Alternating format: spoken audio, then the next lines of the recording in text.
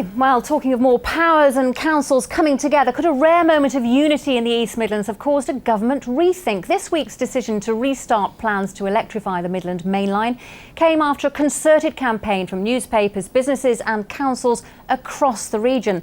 But with an added 4-year delay, just how much of a victory really is it? Our political editor Tony Rowe reports.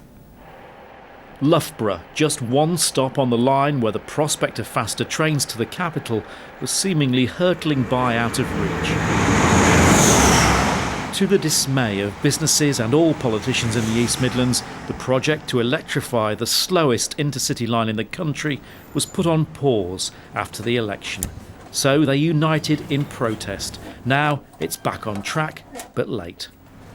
So here we are. It's been a 4-month campaign, and the interests of the East Midlands have been served by a coalition of different interests calling for electrification to resume. But we're going to be stuck in the waiting room, if you like, for an extra 4 years. Business leaders had warned jobs would be lost, especially around Derby. Did everybody coming together in the way they did make a really effective contribution to changing minds in central government? I mean, certainly all the feedback from central government is that the overwhelming strength of argument about pressing that unpause button. And of course, we'd like to think that the Chamber, its members and all the partners that contributed to this campaign were influential in that decision. The Nottingham Post ran a campaign too and started a petition on the government website. Only 714 signatures, but another part of that East Midlands fight back. Well, the lesson that you learn is one of the oldest ones in the book. You don't get if you don't ask. Now, that hasn't happened often enough in the East Midlands, that Derby, Nottingham and Leicester don't always work together in the way that they ought to. In this particular case, they have done. And surprise, surprise, we've got a result. So let's see more of it. Research shows noisy and cramped conditions are bad for business. Trains are working environments too, and an upgrade to the line and the comfort is vital.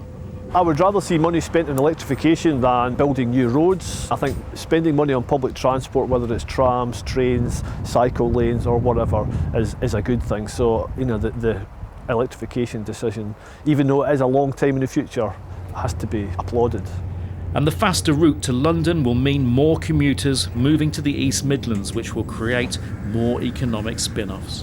With the electrification of the line, this is going to drive people through easier into London, and it's going to be so much easier for them to live out here than obviously closer into London where the prices are so high. So a successful East Midlands-wide campaign has helped secure a platform for the economy to build on here, even with the caveat of a 4-year delay. Well, Lillian Greenwood, you've been very active in this campaign. It's probably fair to say that you were furious when this whole thing was paused, the announcement was made. So how do you feel now about the unpausing?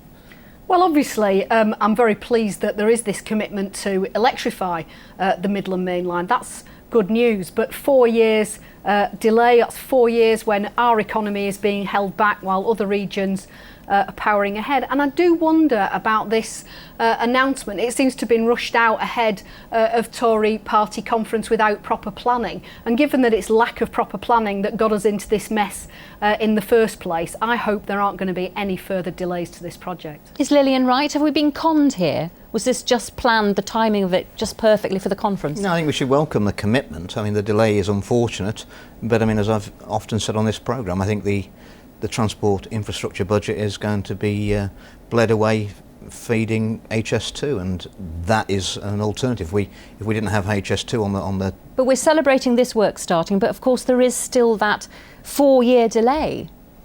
Absolutely. And is that worth celebrating? Well, yes, because we've got a commitment it's going to start. That gives security for the businesses who want to invest for the future, and it's a considerable amount of money. But there is other rail infrastructure spending in the Midlands. The 750 million on New Street Station in Birmingham, Nottingham Station being renewed, new station I think at Ilkeston. Will the electrification really go ahead though? Because we've seen a letter from Sir Peter Hendy, which I will have here. He's the head of Network Rail, and he wrote to the Secretary of State for Transport, Sir Patrick McLaughlin, basically saying that he's made it clear that the announcement has been made, but it's been made before he's even finished his review of Network Rail's plans. Well, I think that shows the government's commitment. I not only want the electrification to go ahead, I want... But maybe there's some truth in what Lillian's saying about it being rushed through, because it's taken him by surprise. Well, I think that's the powerful forces that have been put behind it. I think Nicky Morgan's been quite influential in the MP for Loughborough in getting this commitment from the government. I think we should welcome it.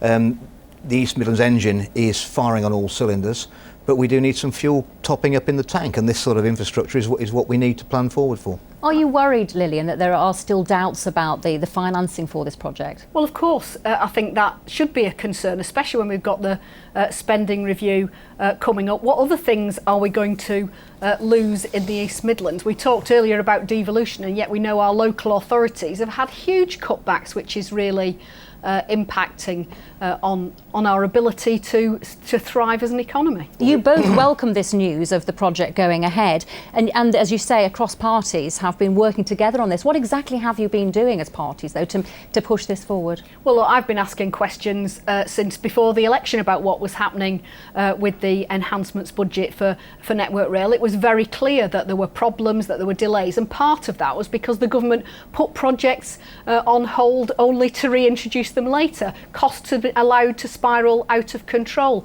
I actually was very concerned that the government knew about the problems and didn't say anything before the election, only to announce this pause a few weeks later. But of course, all the political pressure we've been able to put on ministers is, I'm glad, resulted in them having to backtrack. I spoke at the same meeting as Lillian did in Parliament, supporting reintroduction of electrification. I think we've suffered historically in the East Midlands that we don't have a defined and historic regional identity that some parts of the country have.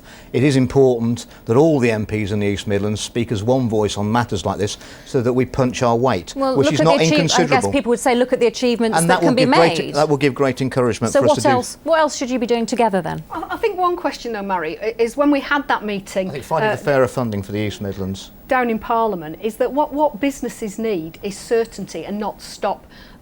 We heard from businesses who came down to that meeting saying they'd already laid off staff and resources had already been shifted away from Midland Mainline electrification to other parts of the country. We don't need that sort of uncertainty. If you want to grow your economy, if you want to give businesses the confidence to invest, you need a proper strategy. The government talk about a long-term economic plan, well, you and want then more they funding. do exactly How do you the achieve opposite. that? Well, part of it has got to be having a different approach to our economy. We're about to see huge tax credit cuts to millions of families across the country. These are hard-working families who are going to be worse off. What we know from Jeremy Cormier and John McDonnell is that you just open the taps and ask the Bank of England to produce some more money, and then that solves all your problems. But that's fantasy land, as I think most of your viewers will know. That's nonsense, Sandra. It's about the choices that you make. Why give a tax cut away to the very richest in inheritance tax at the same time as cutting tax credit for some of those people who are on low and middle incomes? Why cut support for renewable energy when we know that should be a growth market? Instead, businesses that were trying to develop green technology and be at the cutting edge for the world and be able to export, they're finding that those markets have been cut away. It's about making the wrong choices. Would have loved to have bought in the new national living wage, wouldn't they? They would love to have announced. What kind of funding would you like to see? For the East Midlands? Yes. I'm not convinced we're going to get a deal more funding from central government because austerity's got to continue. I'd like us just to keep what we make. So retention, more enterprise zones where we can retain... So more of the same? Well, I'm pushing for an enterprise zone around the airport at East Midlands in my constituency.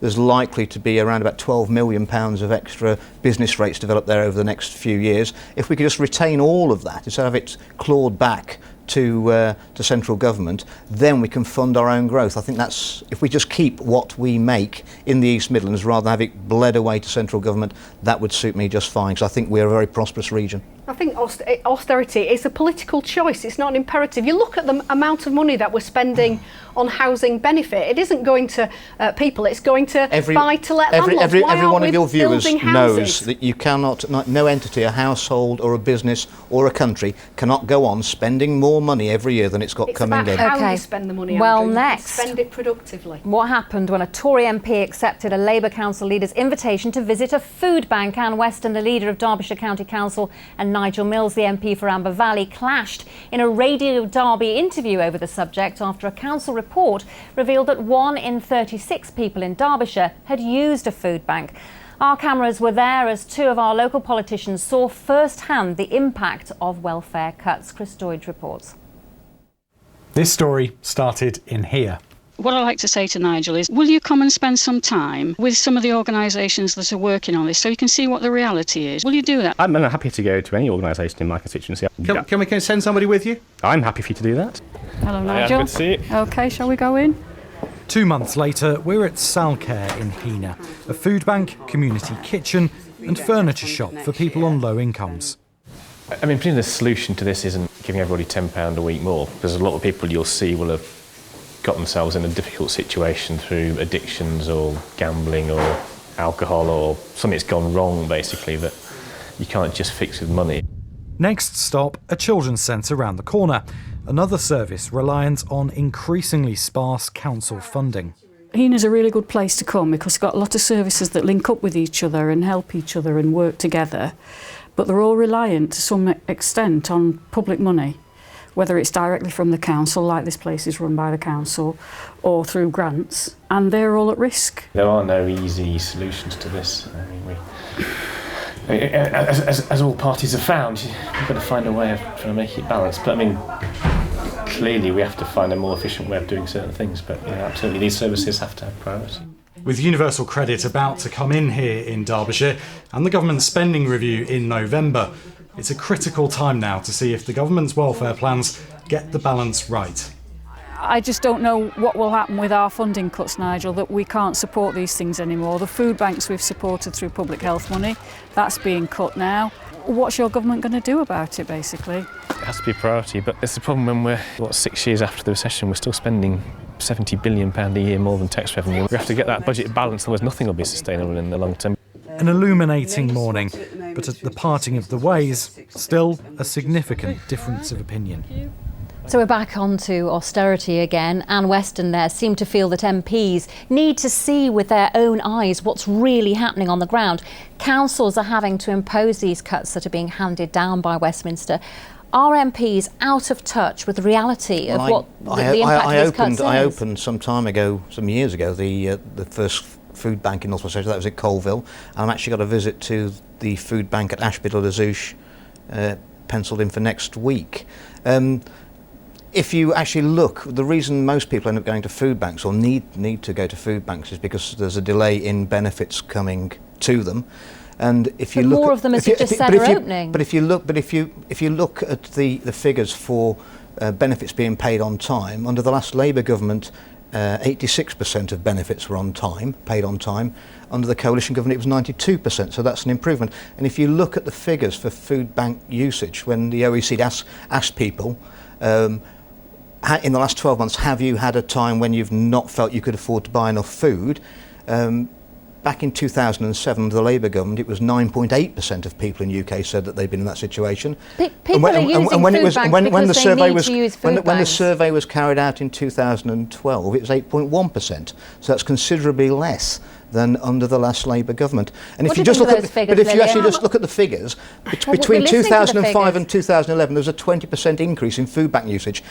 Most of that happened under the Labour government. I'm not saying poverty increased by 20 times. We're not under a Labour government, and there are more food banks now than ever. I mean, I think Andrew's memorised a few statistics which try to prove the opposite of what everybody knows in their communities, which is that there were hardly any food banks in 2010, and there are now lots. There were hardly any use of food banks in 2010 compared with the situation didn't have any food.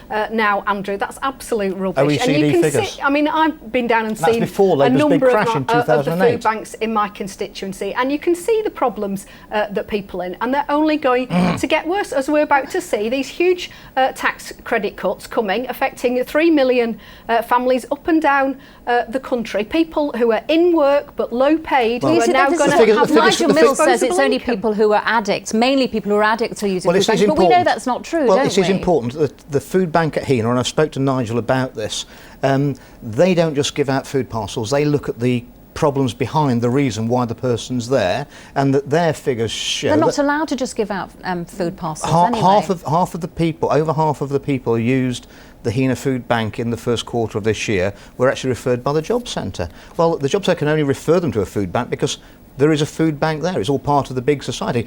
As Lillian says, if there weren't any food banks under the last Labour government, they couldn't go to them, could they? They just were more people who just didn't have enough food. And Lillian, we have to cut the deficit, don't we? I mean, no one disagrees with cutting the deficit. It's the choices that we make about how we do that. How is it helpful for people who are doing the right thing, who are going out to work, but perhaps on low incomes, to find that under this Conservative government, when David Cameron promised he wasn't going to cut tax credits before the election, and just a few weeks later he does exactly that? How is that helpful, that people are going to be experiencing poverty, that are unable to feed their children? 43,000 people in the East Midlands have used a food bank in the last year in the East Midlands. But those figures, the figures that are often quoted about the number of people who use food banks. But Maury, if you went to the food bank and you're a part of a family of 4, that'd be counted as 4 people. If you went twice, that would be 8 people. So all these figures, the number of households who use food banks on a regular basis in the UK is considerably less than America, and half as many as socialist-run France. Okay. I think people know what they see in the communities around them, and they know that people are really struggling, and they know that it would be better to spend the money in a productive way